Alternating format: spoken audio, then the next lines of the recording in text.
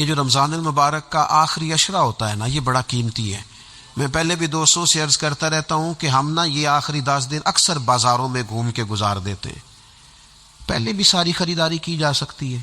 بخاری مسلم میں حدیث ہے، سیدہ عائشہ صدیقہ رضی اللہ تعالیٰ عنہ فرماتی ہیں آخری 10 دن جو رمضان کے ہوتے تھے حضور خود بھی بیدار ہوتے تھے، ہمیں بھی بیدار کرتے تھے۔ یہ راتیں بیدار رہنے کی ہیں، شب قدر کی تلاش کی ہیں۔ نبی پاک نے اعتکاف فرمایا ہے، کوشش کریں، جو تو اعتکاف بیٹھ رہے ہیں وہ تو بڑے باعث مبارکباد ہیں، جو نہیں بھی نہ بیٹھ رہے وہ بھی اپنے اپنے علاقے کی مساجد میں کوشش کریں، 1 رات مل جائے، 2 مل جائیں، 4 مل جائیں، جتنا اضافی ٹائم ملے آخری 10 دنوں میں وہ مسجد میں گزاریں۔ زیادہ سے زیادہ وقت قرآن پاک پڑھیں، استغفار پڑھیں، درود پاک پڑھیں، یہ 3 ہی وظیفے ان کے ساتھ۔ اور رات کا وقت کوشش کریں قیام میں گزرے، نوافل میں گزرے، جہاں جہاں بھی آپ، اس کو ہم نے ضائع نہیں کرنا۔ ہمارے یہاں اعتکاف میں کافی لوگ انشاءاللہ آئیں گے۔ یہاں ہم نے یہ اہتمام کیا ہے کہ روز رات کو شب بیداری کی محفل، تراویح کے بعد یہ محفل شروع ہوگی، اور اس کے اندر تلاوت ہے، نعت شریف ہے، کچھ واعظ و نصیحت ہے، کچھ ذکر و فکر ہے، جو اللہ تعالیٰ توفیقات عطا فرمائے اپنے فضل سے وہ ہم کریں گے۔ دعاؤں کا سلسلہ ہے، 8 رکعت نماز نفل پڑھنے کی صحیح کریں گے، کوشش کریں گے کہ اللہ ہمت دے تو سحری تک روز سلسلہ جاری رہے۔ میں بھی یہی رہوں گا۔ میری آپ سے گزارش ہے کہ جو آ سکے رمضان کے آخری 10 دنوں میں، 2 دن کے لیے، 4 دن کے لیے، جیسے جیسے آپ کو موقع ملے، آپ یہاں مرکز میں خانقاہ شریف میں بھی تشریف لائیں، اور یہاں نہ آ سکے تو جہاں موقع ملے کوشش فرمائیں۔ یہ وقت ضائع کرنے والا نہیں ہے۔ یاد آتی ہے تو آنسو بھی نکلتے ہیں، دعا بھی نکلتی ہے۔ تھے کچھ لوگ پچھلے سال جو اس سال موجود نہیں ہیں، وقت تیزی سے گزر رہا ہے، تو یہ سعادتیں بڑی قیمتی ہیں، ان کو ضرور حاصل فرمائیں۔ اپنے گلی محلے میں دیکھ لینا، ہم اس رسول کے ماننے والے ہیں جنہوں نے فرمایا میں اسے مومن ہی نہیں جانتا جو پیٹ بھر کے کھائے اور اس کا ہمسایہ بھوکا رہ جائے۔ تھوڑا سا اپنے ارد گرد نظر ڈال لینا۔ المعجم الکبیر میں حدیث موجود ہے، اللہ کے پیارے رسول صلی اللہ تعالی علیہ وسلم نے فرمایا جس نے حلال پانی سے، حلال روٹی سے کسی کا روزہ افطار کرایا تو فرمایا فرشتے اس بندے کے لیے رمضان کے دنوں میں، رمضان کی گھڑیوں میں دعا کرتے ہیں، اور جناب جبریل امین اس کے لیے شب قدر کی رات دعا کرتے ہیں۔ حضرت جبریل شب قدر میں دعا کریں گے، خاص رات، یا اللہ اس بندے پر فضل فرما، اس نے تو غریب آدمی کو افطار کرا۔ یہ ایک عبادت ہے، اس عبادت کا خیال کریں۔ پھر اعتکاف آئے گا، رمضان کے آخری 10 دنوں کا اعتکاف۔ اسلام میں رحمانیت نہیں ہے، لیکن کبھی کبھی سب سے کٹ کے اپنے رب کے ساتھ جڑ جانا، کچھ رات کی عبادتیں، کچھ تنہائی کے اذکار، کچھ درود و سلام کا ذوق، یہ ان ساری خوبصورتیوں میں سے ایک خوبصورتی اعتکاف بھی ہے۔ اللہ کے پیارے رسول علیہ الصلوۃ والسلام ہمیشہ اعتکاف کرتے، اور حضرت عطا بن رباح رضی اللہ تعالیٰ عنہ کیسی خوبصورت بات ارشاد فرماتے ہیں، فرماتے ہیں معتکف تو اس آدمی کی طرح ہے جیسے کسی بندے کو کسی کے ساتھ کوئی کام پڑ جائے نا تو وہ جا کے اس کے دروازے پر بیٹھ جاتا ہے کہ جب تک میرا کام ہوگا نہیں میں جاؤں گا نہیں۔ فرماتے ہیں یہ اعتکاف والا بھی آ کے رب کریم کے گھر بیٹھ گیا ہے کہ جب تک تو معاف نہیں کرے گا میں جاؤں گا نہیں، جب تک تو بخشش نہیں کرے گا میں اس دروازے سے ہٹوں گا نہیں۔ حضرت ابن عباس رضی اللہ تعالیٰ عنہ نبی پاک علیہ السلام کے روضہ انور کی طرف اشارہ کر کے کہا کرتے تھے زیادہ دیر نہیں ہوئی، اشارہ کر کے کہتے تھے زیادہ دیر نہیں ہوئی، اس روضہ مبارک میں آرام فرما۔ رسول رحمت علیہ السلام سے میں نے اپنے کانوں سے سنا ہے، اور جب یہ بات ارشاد فرماتے تھے تو روتے بھی تھے۔ فرماتے ہیں میں نے خود نبی پاک علیہ الصلوۃ والسلام سے سنا ہے کہ جو شخص اللہ تعالیٰ کی رضا کے لیے ایک دن کا بھی اعتکاف کرے گا نا، اللہ تبارک و تعالیٰ اس کے اور جہنم کے درمیان 3 خندقوں کی آڑ بنا دے گا، اور فرمایا ان کی مسافت زمین و آسمان سے بھی زیادہ ہوگی۔ یہ 3 خندقیں اتنی بڑی جن کی چوڑائی زمین آسمان سے بھی زیادہ ہوگی، ایک دن اعتکاف کر لے تو اللہ اس بندے کو دوزخ سے اتنا دور فرما دے گا۔ تو بہت سارے لوگ ہیں جن کو بڑا ٹائم ملتا ہے چھٹیاں گزارنے کے لیے، کبھی کسی سیاحتی مقام پر، کبھی کسی سیاحتی مقام پر، خرچہ بھی مل جاتا ہے، کام بھی ہو جاتا ہے، سارے سلسلے بن جاتے ہیں، بڑی بڑی جگہوں پہ لوگ جا کے ٹائم گزارتے ہیں۔ تو ایسا نہ ہو کہ 10 دن اللہ کے گھر میں بھی گزارے جائیں۔ علماء نے لکھا ہے کہ کوشش تو کریں ہر سال اعتکاف ہو، نہ ہو سکے تو چلو چند سالوں کے بعد ہو جائے، اور فرماتے ہیں کہ زندگی میں ایک دفعہ تو اس سنت کو ضرور ادا کرنا چاہیے۔ کوئی بندہ ایسا نہ ہو جو محروم رہ جائے، زندگی میں ایک بار صحیح پر اعتکاف کے ساتھ اپنے آپ کو وابستہ ضرور کرے۔ رمضان المبارک کے اندر آخری عشرہ شب قدر کی تلاش کا عشرہ ہے۔ اللہ کے پیارے رسول صلی اللہ تعالی علیہ وسلم ان 10 دنوں میں خود بھی عبادت کرتے تھے اور گھر والوں کو بھی جگایا کرتے تھے، اور اپنے اہل خانہ کو تاکید فرماتے تھے کہ اٹھو اٹھو، آگے بڑھو، یہ آرام کرنے کے دن نہیں ہیں۔ ہمارے ہاں یہ ہوتا ہے کہ وہ جو آخری 10 دن زیادہ عبادت کے تھے، شب قدر کی تلاش کے تھے، وہ آخری 10 دن سارے بازار میں گزر جاتے، کپڑے سلوائے جا رہے ہیں، کپڑے خریدے جا رہے ہیں، جوتے خریدے جا رہے ہیں، واپس کیے جا رہے ہیں، دوبارہ لیے جا رہے ہیں، سفر ہو رہا ہے، آنا جانا ہو رہا ہے، عیدیاں بٹ رہی ہیں۔ تو یہ سارے کام جو آخری عشرے میں کرنے ہیں، جو زیادہ عبادت کے دن تھے، وہ سارے کام تو رمضان سے بھی پہلے کر لینے چاہیے۔ کپڑے رمضان سے پہلے خریدے جائیں، پہلے سلوا لیے جائیں، جوتے پہلے لے لیے جائیں، ضرورت کے کام پہلے کر لیے جائیں۔ جہاں آپ کو جو بانٹنا ہے وہ رمضان سے پہلے کریں۔ وہ مفت کی اپنے دل کو مطمئن کرنا کہ اب میرے پاس یہ بڑے میں خیر کا کام کرنے نکلا ہوا ہوں، میں عیدی بانٹنے جا رہا ہوں، یہ پہلے بانٹنے تھے۔ یہ عجیب بات ہے کہ جو زیادہ وقت مسجد میں گزارنے کا ٹائم تھا وہ سارا ہم نے ضائع کر دیا، وہ ادھر ادھر بازاروں کی نظر ہو گیا، میل ملاپ کی نظر ہو گیا۔ تو اگر چیزوں کو مرتب کیا جائے، میں تو دوستوں سے کہا کرتا ہوں، زکوٰۃ کا حساب، صدقات کا حساب، صدقات فطر کا حساب، جتنے بھی روٹین کے کام ہیں اس کو کوشش کریں رمضان شریف سے پہلے آپ ترتیب دیں، آپ ان چیزوں کو پہلے سے مرتب کریں تاکہ وہ بہترین ہو جائیں۔ ہم تو اس دین کے ماننے والے ہیں جہاں نیت کرو تو اجر شروع ہو جاتا ہے۔ آپ رمضان کی نیت سے جو آج خرچ کریں گے اس کو اللہ تعالیٰ رمضان کے ثواب کے برابر ہی اجر عطا فرمائے گا۔ لیکن وہ ہم نہ، کچھ لوگ بڑا ایک صاحب مجھ سے کہنے لگے، جی میں نے سنا صدقہ فطر آخری عشرے میں ہی دینا چاہیے۔ میں نے کہا آپ کا پروگرام تب دینے کا، اس لیے آپ نے یہ گاڑا کر کے سن لیا، ذرا اس کو آپ نے زیادہ غور سے سن لیا ہے۔ آپ جب ضرورت محسوس کریں، جب آپ سمجھیں کہ کسی کو ضرورت ہے، ضرورت کے وقت کوئی چیز کام نہ آئی تو پھر کب جا کے کام آئی۔ تو میری آپ سے یہ اپیل رہے گی کہ پہلے سے چیزوں کو مرتب کریں، معاملات کو پہلے سے طے کریں۔ وہ لوگ بڑے اچھے ہوتے ہیں جو وقت پر منصوبہ بندی کرتے ہیں، جو چیزوں کو ٹائم پہ مرتب کرتے ہیں۔ وہ ٹائم جو ہمارا بالکل اللہ کی بارگاہ میں حاضری کا ہے، عبادات کا ہے، اگر وہ سارا گاڑیوں کی نظر ہو جائے گا، اسفار کی نظر ہو جائے گا تو ہم نے حاصل کیا کیا۔ ایک بات آخر میں بڑے درد کے ساتھ آپ کی خدمت میں عرض کرنی ہے، ہر سال کہتا ہوں، اس سال بھی کہوں گا، ذاتی اخراجات کو کچھ کم کیا جائے۔ ذاتی اخراجات نہ کچھ لوگوں کے بہت زیادہ ہیں، ان کے اپنے لباس کے، کپڑوں کے، اور وہ اخراج میں نے پچھلے جمعے بھی کہا تھا، اسلام زیبائش کی اجازت دیتا ہے، نمائش کی اجازت نہیں دیتا۔ نمائش والے کام اگر تھوڑے چھوڑ دیے جائیں کچھ بھی نہیں ہوتا۔ میں تو شاید اگر میں سینکڑوں کہہ دوں تو غلط نہیں ہوگا، لیکن 20 تو لوگ ایسے ضرور ہوں گے کہ جو عید ساری سو کے گزارتے ہیں، سارا دن سوئے رہتے ہیں۔ پتہ نہیں وہ اتنے مہنگے مہنگے کپڑے کس لیے خریدتے، عید کی نماز پڑھی سو گئے، اور بھئی آپ کا فون بند تھا، جی میں سو رہا تھا جی، تو بھئی وہ جو آپ نے 1.5 مہینہ درزی کے پاس آنا جانا لگایا وہ کس مقصد کا؟ رات کوئی پہننا تو کوئی پرانا جوڑا پہن لیتے۔ ایسی مصیبت کیا بنی ہوئی تھی؟ اتنے مہنگے کپڑے خریدے، اتنا مہنگا جوتا لیا اور دن سارا سو کے گزار دیا۔ ذاتی اخراجات کم کریں۔ پتہ کیا ہے، فرق بہت بڑھتا جا رہا ہے، بہت بڑھتا جا رہا ہے۔ یعنی ایک جگہ پہ چیزیں پڑی ہیں، خراب ہو گئی ہیں، کھانے کا ٹائم نہیں، پہننے کا ٹائم نہیں، اور ایک جگہ وہ ہے کہ جہاں لوگ دوائی کو ترس رہے ہیں۔ گندم امیر شہر کی ہوتی رہی خراب، اور بچی کسی غریب کی فاقوں سے مر گئی، اور کسی نے کہا تھا کہ غریب شہر تو فاقوں سے مر گیا لیکن امیر شہر نے ہیرے سے خودکشی کر لی۔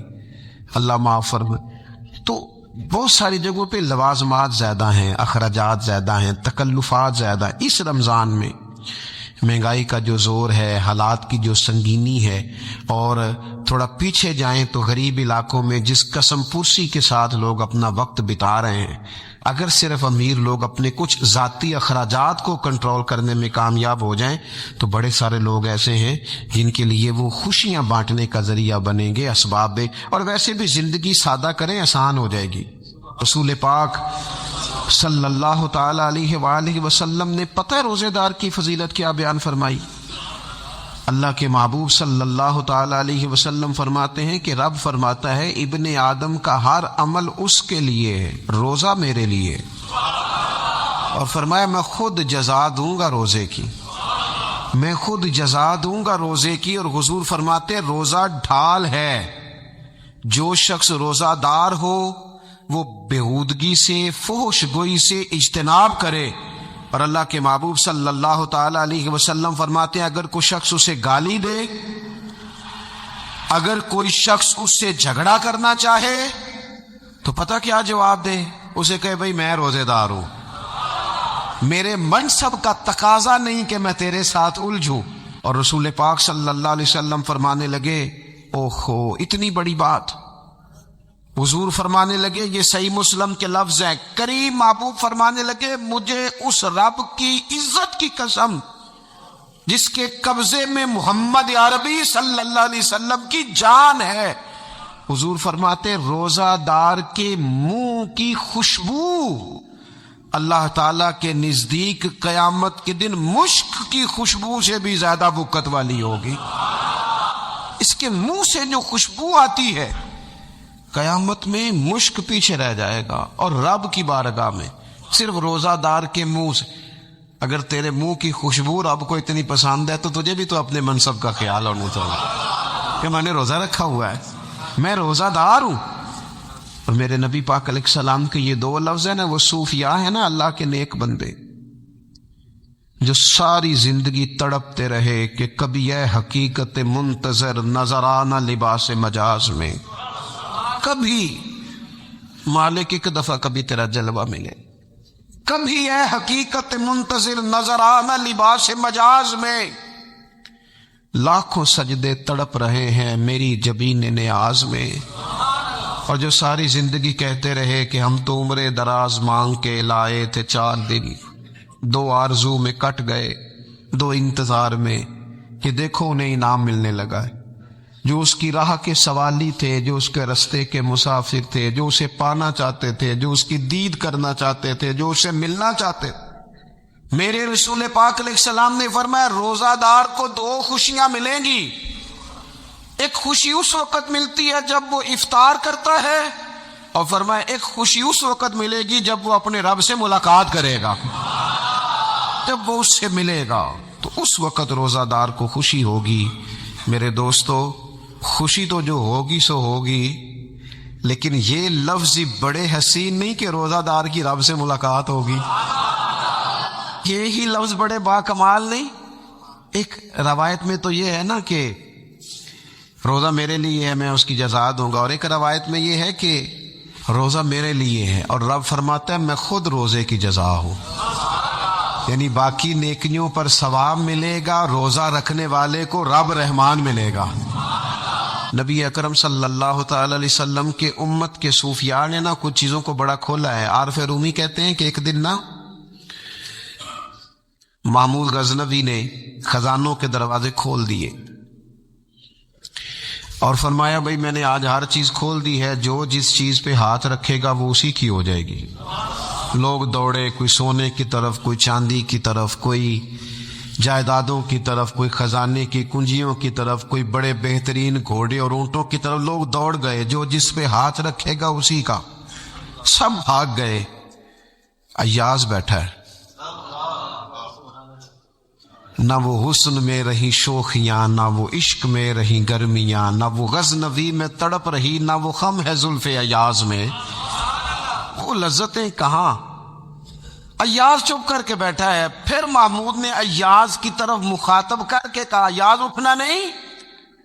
آج لوٹ سیل لگ گئی ہے، جو جس چیز پہ ہاتھ رکھے گا اسی کی۔ ایاز کہنے لگا بات پکی ہے نا؟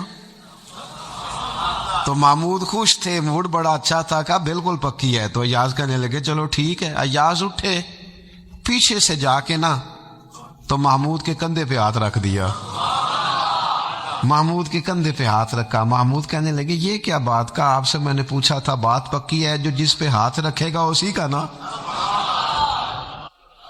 تو تھوڑی دیر پہلے مسکراتے چہروں میں آنسو آ گئے، ایاز بھی روئے تو محمود بھی روئے۔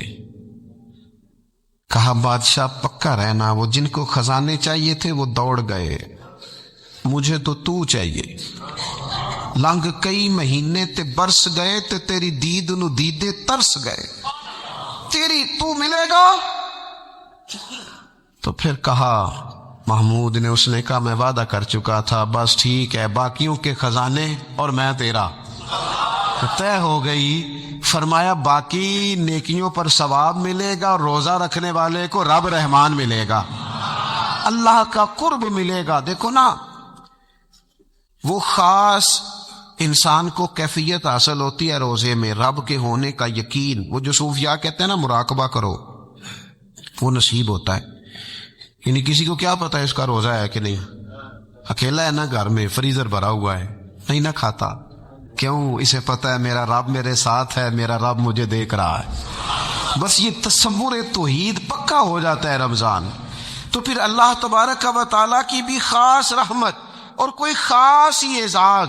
حضور فرماتے ہیں جنت کے کئی دروازے ہیں، ایک باب الریان ہے، اس سے صرف روزہ دار گزریں گے۔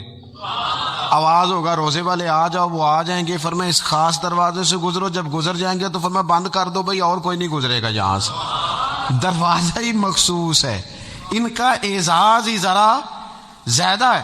تو میرے عزیز، رمضان شریف کے اندر وہ منصب کا بس خیال رکھیں کہ میں روزہ دار ہوں، اس احتیاط کے ساتھ۔ اور دوسری جو رمضان کی چند عبادات ہیں نا، سب سے پہلی تو میں عرض کروں گا تراویح کے حوالے سے۔ یہ بات یاد رکھ لیں کہ نبی پاک علیہ الصلوۃ والسلام نے فرمایا جس نے ایمان اور احتساب کی نیت کے ساتھ رمضان میں قیام کیا، اللہ اس کے پچھلے سارے گناہوں کو معاف فرما دے گا۔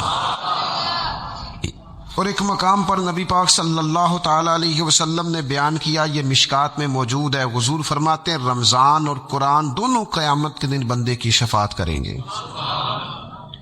رمضان کہے گا یا اللہ میں نے اسے دن بھر کھانا کھانے سے باز رکھا، اور تیری بارگاہ کے حکم کے مطابق اس نے اپنے آپ کو ان چیزوں سے بچا کے رکھا۔ اور قرآن کہے گا مالک رات میں نے اسے نیند سے روکے رکھا۔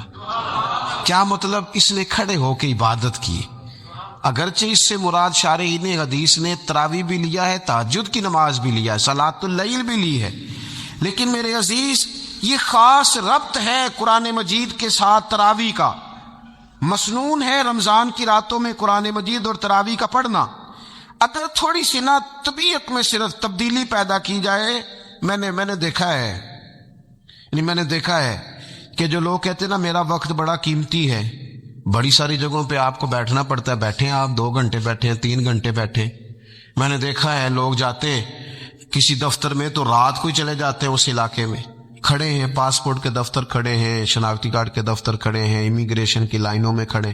کچھ ذہن تو بنائیں کہ میں نے رات کھڑے رہنا ہے اور اپنے رب کی عبادت کرنی ہے۔ تراویح کو ذرا ذوق سے آپ اگر تھوڑا ارادہ کر لیں گے نا، یعنی کوئی ایسا مشکل کام نہیں۔ میری تو رائے یہ ہے کہ پہلے 3-4 دن ذرا جم کے ذہن بنائیں، اور تھوڑا سا نا روٹین کو بدلنے کی کوشش نہ کریں۔ جس امام صاحب کے پیچھے تراویح شروع کریں، کوشش کریں ساری وہیں پڑھیں۔ روٹین بدلنے سے بھی سستی آتی ہے، ایک دن یہاں گئے 2 دن وہاں گئے، تو یہ روٹین بدلنے سے بھی بعض اوقات سستی آتی ہے۔ کوشش کریں ایک جگہ پہ قرآن شریف سننا شروع کریں اور پھر پورا قرآن مجید وہیں پہ سنیں، اور تھوڑا ذہن بنائیں۔ میں نے دیکھا ہے ہمارے استاد صاحب اس طرح کیا کرتے تھے کہ بہت تھوڑا کھانا افطاری کے وقت، تھوڑا، اور ان سے کہا جاتا آپ بزرگ آدمی ہیں، اتنا کم کھانا کیسے نظام چلے گا؟ تو فرماتے تھے میں 1 چپاتی اور آدھی چپاتی کھا لوں گا لیکن تراویح کے بعد۔ اب اگر زیادہ کھانا کھاؤں گا تو طبیعت میں سستی آئے گی، میرے لیے کھڑا ہونا مشکل ہو جائے. سادہ سا کھانے کے ساتھ افطاری کی جائے گی. اور تراویح کے لیے اپنے آپ کو ذہنی کہاں ٹائم ملتا ہے سارا سال قرآن پڑھنے سننے کا؟ یہ تو اللہ نے موقع عطا فرمایا ہے. تو تھوڑا سا اگر دلچسپی پیدا کی جائے، بڑا بڑا سونا قرآن مجید پڑھا جاتا ہے مساجد میں، بچے بڑی بڑی خوبصورتی سے، تو اللہ کا شکر ہے جگہ جگہ پہ. اور مساجد کے علاوہ بھی میں نے دیکھا ہے، ہم سے لوگ مطالبہ کرتے ہیں کہ ہماری فیکٹری میں رات کو بھی کام ہوتا ہے، اتنے سارے ورکر ہیں تو بچہ کوئی مل جائے قرآن شریف سنائے، فلانی جگہ بھی اتنے لوگ ہیں تو اگر موقع مل جائے تو اگر تھوڑا ذہن بنایا جائے، شوق پیدا کیا جائے تو اللہ تعالیٰ فضل فرماتا ہے، انسان کو طاقت ملتی ہے کھڑے رہنے کی. ایک تو تراویح، روزہ تراویح، اور تیسری نبی اکرم نور مجسم شفیع معظم صلی اللہ تعالی علیہ وسلم کی امت کو اللہ تعالیٰ نے بہت ساری ایسی چیزیں اپنی رحمت سے دی ہیں کہ جن میں عمل تھوڑا ہے اجر زیادہ ہے. اس کا نتیجہ یہ نکلتا ہے کہ انسان تھوڑے وقت میں، تھوڑے ٹائم میں، تھوڑی مصروفیت میں اپنے رب کریم کے بارگاہ سے زیادہ اجر کا مستحق ہو جاتا ہے. انہی مقدس معتبر معنی خیز ایام میں ایک بڑی فضیلت، زیادہ عظمت والا مہینہ ماہ رمضان المبارک ہے. قرآن مجید نے صراحت کے ساتھ اس ماہ مقدس کا نام لیا ہے. کیا معنی ہے؟ کہ یہ وہ مقدس مہینہ ہے جس کا میرے رب کریم نے نام لیا ہے، اللہ نے نام لیا ہے. شہر رمضان الذی انزل فیہ القرآن، فرمایا رمضان کا وہ مقدس مہینہ ہے جس میں اللہ نے قرآن نازل فرمایا ہے. اس ماہ نور، ماہ سرور کا نام نامی اللہ تعالیٰ نے قرآن مجید کے اندر ذکر فرمایا. حضرت سلمان فارسی رضی اللہ تعالیٰ عنہ ارشاد فرماتے ہیں کہ شعبان المعظم کا آخری دن تھا، اگلے دن رمضان شروع ہونے والا تھا کہ رسول پاک علیہ السلام نے ہمیں رمضان کی فضیلت پر خطبہ ارشاد فرمایا. آپ اس بات کو غور سے سمجھیے کہ ایسا مہمان جس کے آنے سے پہلے اس کی فضیلت بیان کی جا رہی ہے، اور فضیلت کون بیان کر رہا ہے؟ امام الانبیاء صلی اللہ تعالی علیہ وسلم. یہ صرف ہمارے دلوں کے اندر، امت کے دلوں کے اندر اس ماہ مقدس کی فضیلت کو اور اس کی عظمت کو بٹھانے کے لیے کہ پوری طرح تم اپنے ذہن میں اور اپنے دل میں ایک بات بٹھاؤ کہ ایک عظمتوں والا مہینہ تم پر سایہ فگن ہونے والا ہے، عظمتوں والا. حضور نے ایک دن قبل اس کی فضیلت بیان. ہمارے ہاں یہ ہوتا ہے کہ ہم کسی چیز کی اہمیت کو لیتے ہیں لیکن سمجھتے ہیں کہ یہ کوئی روٹین ورک ہے. یعنی نارملی ہر سال رمضان شریف آتا ہے، اپنے وقت کے حساب سے چاند بدلتا ہے اور اپنے وقت پر رمضان شریف آ جاتا ہے. ہم سمجھتے ہیں کہ مطلب روٹین کا ایک معاملہ ہے، ایک روٹین کی چیز ہے. لیکن اگر آپ اس کو اس نظر سے دیکھیں گے نا کہ اس مہینے کے آنے سے پہلے، یعنی ابھی ایک دن بعد آنا ہے رمضان کو، اور آنے سے پہلے حضرت سلمان فارسی فرماتے ہیں کہ نبی پاک نے ہمیں باقاعدہ بلا کے خطبہ دے کے رمضان کی عظمت ہمارے دلوں میں بٹھا، یعنی فکری طور پر اور ذہنی طور پر امت کو تیار کیا. فرمایا تم پر ایک ایسا مہینہ سایہ فگن ہونے والا ہے جو مبارک ہے تمہارے لیے، باعث برکت ہے تمہارے لیے. تم اپنے آپ کو ذہنی طور پر تیار کرو کہ ایک ماہ نور تمہارے قریب آ رہا ہے. جو رمضان، اسلامی عبادات جتنی بھی ہیں نا، وہ مخصوص پوجا پاٹ نہیں. اسلامی عبادات میں سے کوئی عبادت بھی ایسی نہیں جس کا مقصد یہ ہو کہ آپ نے اتنے وقت سے لے کر اتنے وقت تک فلاں عمل کرنا ہے. جتنی بھی عبادات ہیں اسلامی، وہ اپنے دامن میں کوئی نتیجہ رکھتی ہیں، کوئی ریزلٹ رکھتی ہیں، اس کے ثمرات انسانی زندگی پر مرتب ہوتے ہیں.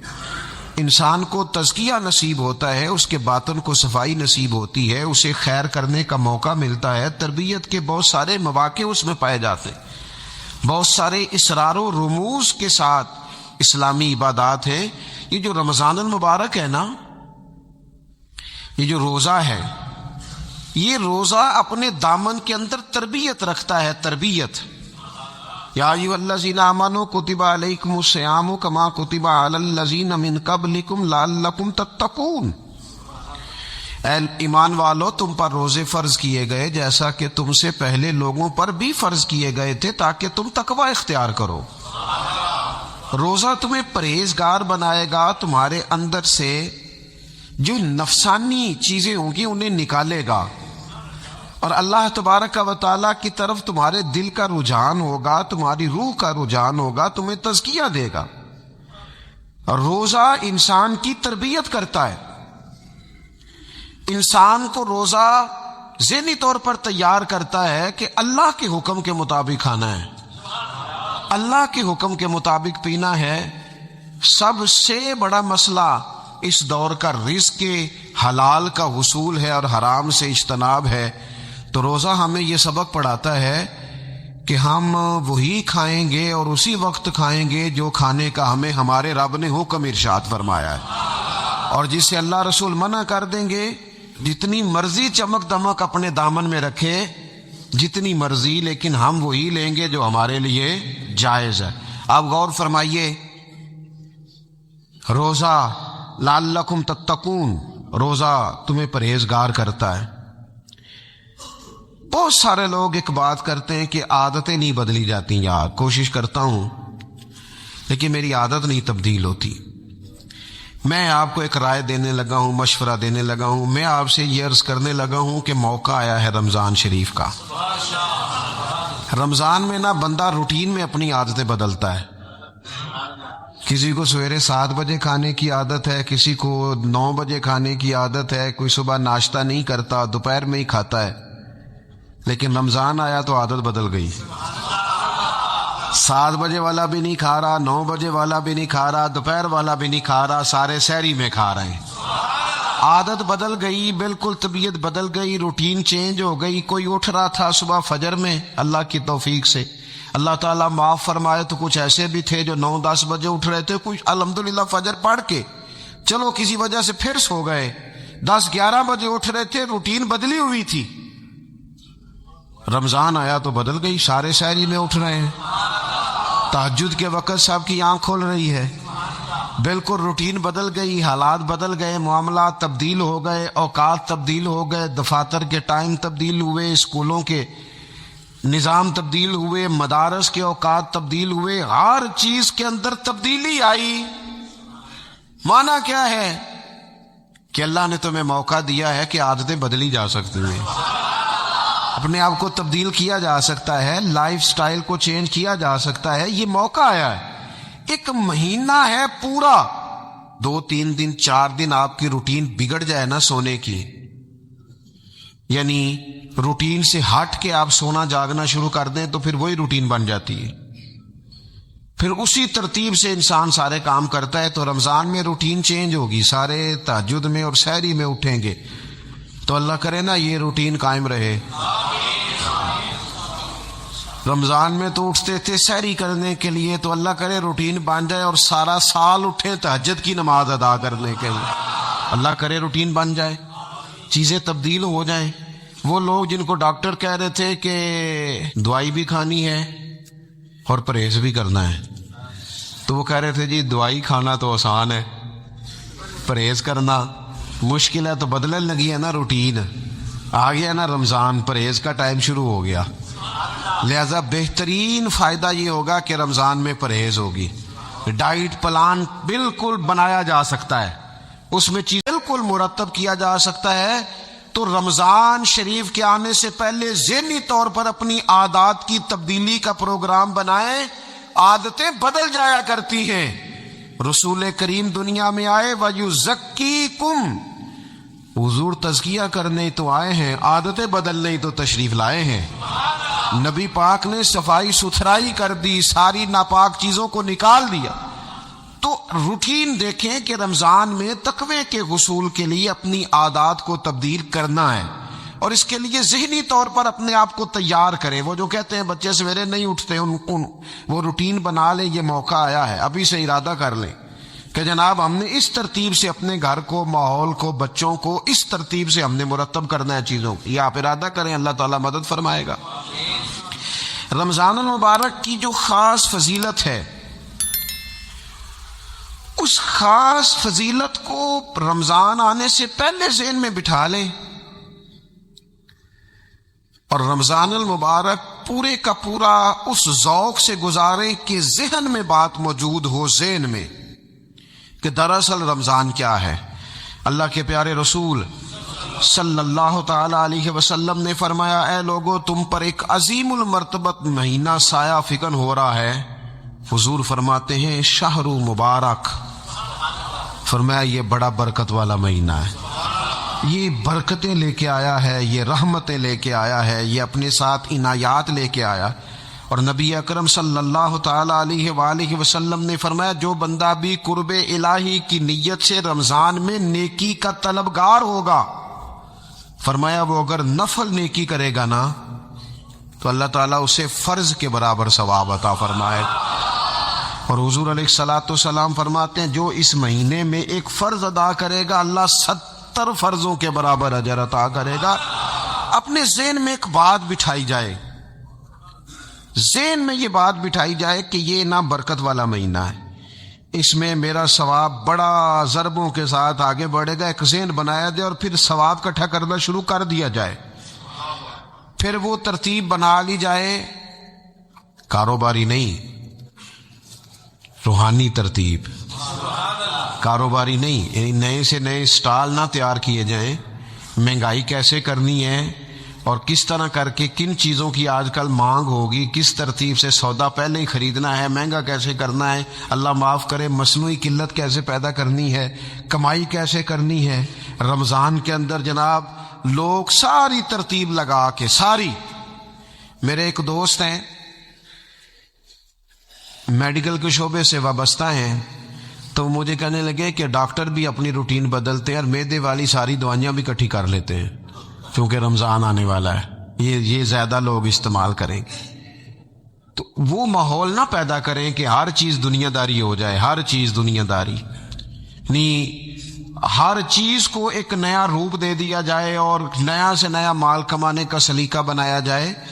میں اکثر کہا کرتا ہوں کہ رمضان تو اس لیے تھا نا کہ اس میں کم کھانا ہے، تھوڑا کھانا ہے.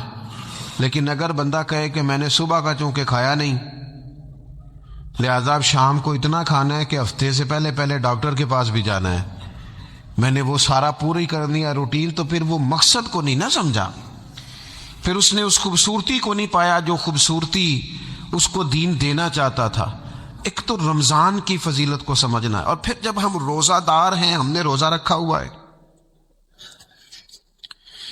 تو نبی پاک علیہ السلام نے خود اس مفہوم کو کھول کے بیان کیا. فرمایا جس بندے نے جھوٹ نہیں چھوڑا، گناہ نہیں چھوڑا، گویا غیبت نہیں چھوڑی، بدی نہیں چھوڑی، تو اللہ کے محبوب علیہ الصلوۃ والسلام فرماتے ہیں پھر اللہ تعالیٰ کو اس کے بھوکا پیاسا رہنے کی تو کوئی ضرورت نہیں، کیونکہ لعلکم تتقون، تقوی اختیار کرنا تو روزے کا مقصد تھا. اور اگر اس نے وہ بات کو سمجھا ہی نہیں، استاد کے لیے صرف استاد ہو جانا ہی ضروری نہیں، اس کو پھر اپنے منصب کا لحاظ کرنا بھی ضروری ہے کہ میں استاد ہوں. والد کا صرف والد ہو جانا ہی کمال نہیں، اس کو پھر اس منصب کے تقاضوں کو بھی سمجھنا چاہیے کہ اب میں ایک باپ ہوں، اب میں روٹین میں وہ آزاد نہیں ہوں کہ جہاں میرا جی چاہے گا جاؤں گا، جہاں میری طبیعت چاہے گی میں کھاؤں گا، جہاں میرا دل کرے گا میں وہ کام کروں گا. اب آپ سرپرست ہیں، سربراہ ہیں. انسان دیکھیں نا، ایک شخص ہے وہ عالم ہے، اب علم پڑھ لینا صرف کمال نہیں، وہ اپنے منصب کو بھی تو سمجھے نا، اس منصب کے وقار کو، اس کے لحاظ کو بھی تو سمجھے نا. ایک آدمی اگر عمر رسیدہ ہے، بڑا ہے، بزرگ ہے، اور وہ چاہتا ہے کہ میری بزرگی کی وجہ سے میرا اکرام کیا جائے، تو اسے اپنے منصب کا بھی لحاظ کرنا پڑے گا. اس کو حضرت سعدی فرمایا کرتے تھے میں نے 18 سال کے بزرگ دیکھے اور میں نے 75 سال کے بچے دیکھے. حضور کیا مطلب؟ فرمانے لگے عمر ہو گئی لیکن اپنے منصب کا خیال نہ کیا، عادات بچوں والی رہی۔ اور فرماتے میں نے ایسے لوگ دیکھے جن کو شروع وقت میں ہی اللہ والوں کی صحبت نصیب آئی، تو وہ جو بزرگی ہے وہ پھر عمر کی وجہ سے نہیں ملی، وہ اللہ نے علم اور عمل کی وجہ سے عطا فرما دی۔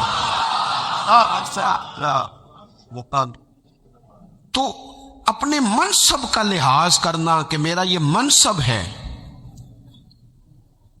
اسی طرح جب ہم نے روزہ رکھا ہوا ہوگا نا تو پھر ہم نے اس منصب کا بھی لحاظ کرنا ہے کہ میں روزے دار ہوں۔ حضرت سلمان فارسی رضی اللہ تعالیٰ عنہ ارشاد فرماتے ہیں کہ شعبان المعظم کا آخری دن تھا، اگلے دن رمضان شروع ہونے والا تھا کہ رسول پاک علیہ السلام نے ہمیں رمضان کی فضیلت پر خطبہ ارشاد فرمایا۔ آپ اس بات کو غور سے سمجھیے کہ ایسا مہمان جس کے آنے سے پہلے اس کی فضیلت بیان کی جا رہی ہے، اور فضیلت کون بیان کر رہا ہے؟ امام الانبیاء صلی اللہ تعالی علیہ وسلم۔ یہ صرف ہمارے دلوں کے اندر، امت کے دلوں کے اندر اس ماہ مقدس کی فضیلت کو اور اس کی عظمت کو بٹھانے کے لیے کہ پوری طرح تم اپنے ذہن میں اور اپنے دل میں ایک بات بٹھاؤ کہ ایک عظمتوں والا مہینہ تم پر سایہ فگن ہونے والا ہے، عظمتوں والا۔ حضور نے ایک دن قبل اس کی فضیلت بیان۔ ہمارے ہاں یہ ہوتا ہے کہ ہم کسی چیز کی اہمیت کو لیتے ہیں لیکن سمجھتے ہیں کہ یہ کوئی روٹین ورک ہے، یعنی نارملی ہر سال رمضان شریف آتا ہے، اپنے وقت کے حساب سے چاند بدلتا ہے اور اپنے وقت پر رمضان شریف آ جاتا ہے۔ ہم سمجھتے ہیں کہ یہ مطلب روٹین کا ایک معاملہ ہے، ایک روٹین کی چیز ہے۔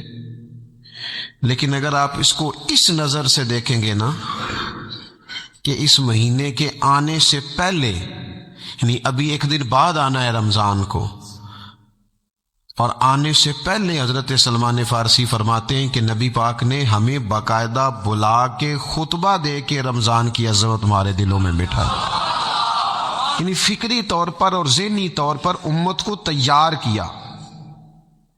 فرمایا تم پر ایک ایسا مہینہ سایہ فگن ہونے والا ہے جو مبارک ہے تمہارے لیے، باعث برکت ہے تمہارے لیے۔ تم اپنے آپ کو ذہنی طور پر تیار کرو کہ ایک ماہ نور تمہارے قریب آ رہا ہے۔ جو رمضان، اسلامی عبادات جتنی بھی ہیں نا، وہ مخصوص پوجا پاٹ نہیں، اسلامی عبادات میں سے کوئی عبادت بھی ایسی نہیں جس کا مقصد یہ ہو کہ آپ نے اتنے وقت سے لے کر اتنے وقت تک فلاں عمل کرنا ہے۔ جتنی بھی عبادات ہیں اسلامی، وہ اپنے دامن میں کوئی نتیجہ رکھتی ہیں، کوئی ریزلٹ رکھتی ہیں، اس کے ثمرات انسانی زندگی پر مرتب ہوتے ہیں۔ انسان کو تزکیہ نصیب ہوتا ہے، اس کے باطن کو صفائی نصیب ہوتی ہے، اسے خیر کرنے کا موقع ملتا ہے، تربیت کے بہت سارے مواقع اس میں پائے جاتے ہیں، بہت سارے اسرار و رموز کے ساتھ اسلامی عبادات ہیں۔ یہ جو رمضان المبارک ہے نا، یہ جو روزہ ہے، یہ روزہ اپنے دامن کے اندر تربیت رکھتا ہے، تربیت۔ یا ایھا الذین آمنوا کتب علیکم الصیام کما کتب علی الذین من قبلکم لعلکم تتقون۔ اے ایمان والو، تم پر روزے فرض کیے گئے جیسا کہ تم سے پہلے لوگوں پر بھی فرض کیے گئے تھے تاکہ تم تقوی اختیار کرو۔ روزہ تمہیں پرہیزگار بنائے گا، تمہارے اندر سے جو نفسانی چیزیں ہوں گی انہیں نکالے گا، اور اللہ تبارک و تعالیٰ کی طرف تمہارے دل کا رجحان ہوگا، تمہاری روح کا رجحان ہوگا، تمہیں تزکیہ دے گا۔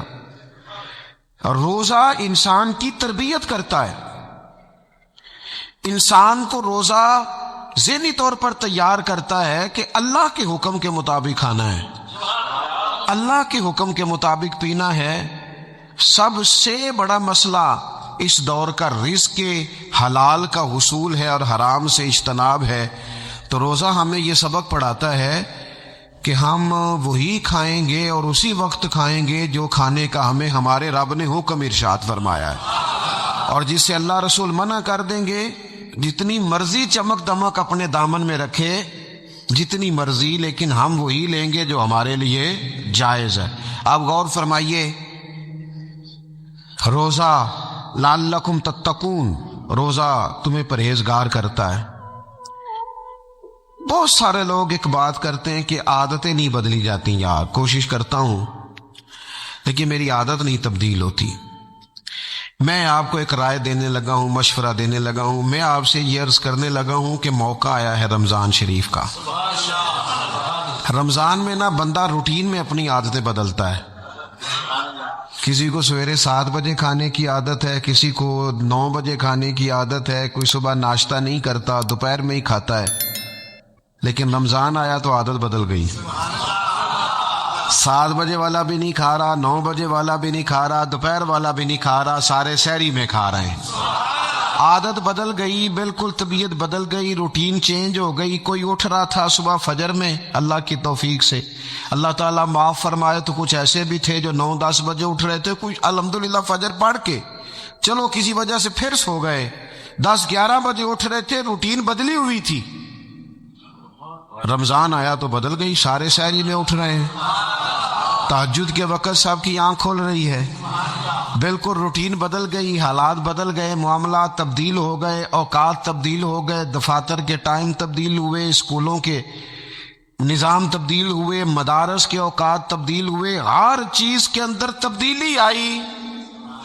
معنی کیا ہے کہ اللہ نے تمہیں موقع دیا ہے کہ عادتیں بدلی جا سکتی ہیں، اپنے آپ کو تبدیل کیا جا سکتا ہے، لائف سٹائل کو چینج کیا جا سکتا ہے۔ یہ موقع آیا ہے، ایک مہینہ ہے پورا، 2-3 دن 4 دن آپ کی روٹین بگڑ جائے نا سونے کی، یعنی روٹین سے ہٹ کے آپ سونا جاگنا شروع کر دیں تو پھر وہی روٹین بن جاتی ہے، پھر اسی ترتیب سے انسان سارے کام کرتا ہے۔ تو رمضان میں روٹین چینج ہوگی، سارے تہجد میں اور سحری میں اٹھیں گے، تو اللہ کرے نا یہ روٹین قائم رہے۔ رمضان میں تو اٹھتے تھے سحری کرنے کے لیے، تو اللہ کرے روٹین بن جائے اور سارا سال اٹھے تہجد کی نماز ادا کرنے کے لیے، اللہ کرے روٹین بن جائے، چیزیں تبدیل ہو جائیں۔ وہ لوگ جن کو ڈاکٹر کہہ رہے تھے کہ دوائی بھی کھانی ہے اور پرہیز بھی کرنا ہے، تو وہ کہہ رہے تھے جی دوائی کھانا تو آسان ہے، پرہیز کرنا پڑھیے لا الہ الا اللہ ہو، لا الہ الا اللہ۔ کسی نے پوچھا